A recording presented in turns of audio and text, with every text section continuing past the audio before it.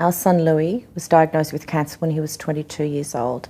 Louis had been complaining a lot about stomach aches, and we, parent through benign neglect, just told him to stop drinking and stop partying and, eat a proper diet. But he continued to complain about it, and then he started to lose weight. So we shunted him off to the doctor, and the doctors were on high alert from the very beginning, and the cancer was diagnosed very quickly. And at the stage it was diagnosed, it was stage 4. It was stomach cancer. The cancer train started that second, so that week he began chemo.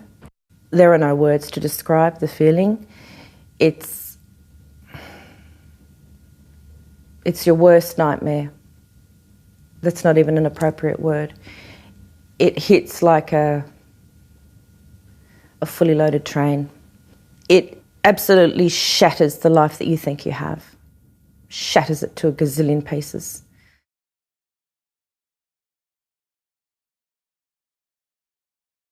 There was a chance that he could perhaps have surgery, but it was really radical surgery, and he chose to do that.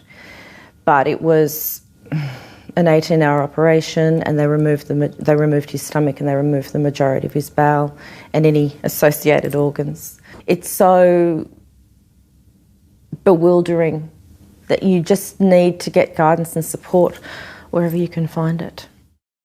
When he was in shared rooms, he was predominantly with people who were elderly.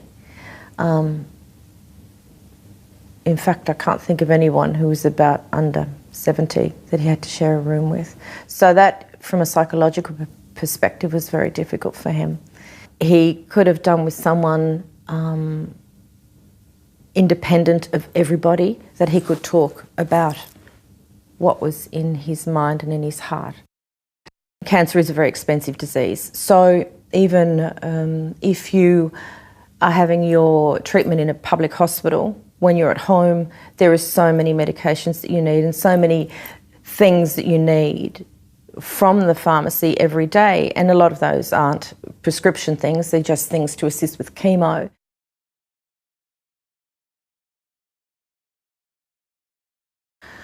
I must have rung between 70 to 80 organisations. I wrote letters to my federal member, my state member. I spoke with every charity.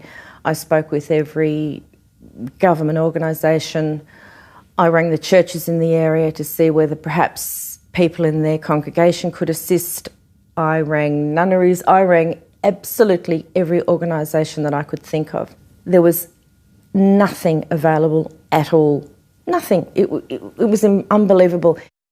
Finding Redkite meant that for me there was hope, for Louis there was hope. I could talk to someone about where I was and our family, that we weren't alone, that there were other people out there going through what we were going through, because we felt totally isolated, absolutely isolated. There was a scholarship, and there is a scholarship that Redkite provide, which is Dare to Dream. And Louis was being considered for that and was beginning to think about that and get excited about that. But his health deteriorated such that he couldn't follow through. But that was something that really gave him excitement, to think that there was something that he could become involved in, something that could be his, independent of being sick. He was so naughty. I can't even begin to tell you how naughty he was. He was the biggest troublemaker of all of them. Louis was a very good friend, and thus he has very good friends. And they were amazing. As I said earlier, it was very scary for them too, because towards the end he was 6 foot tall and he weighed 46 kilos. They were all with him and with us when he died. And that's something that none of us will ever forget. And it was a privilege to be there when he died. And it was a privilege that those boys were all with us too. And when he died, Redkite found out, and the thing Redkite could do for us was to give us some money towards his funeral. And that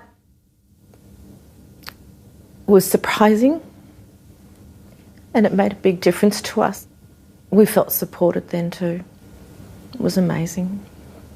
All of those services were really needed, and not only that, Redkite was the only organisation in the country that provided us with any form of support at all.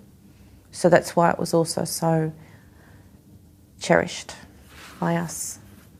We want to honour him, and this is one of the things that he wanted to do, was to make a difference. So I'm just going to help him do that.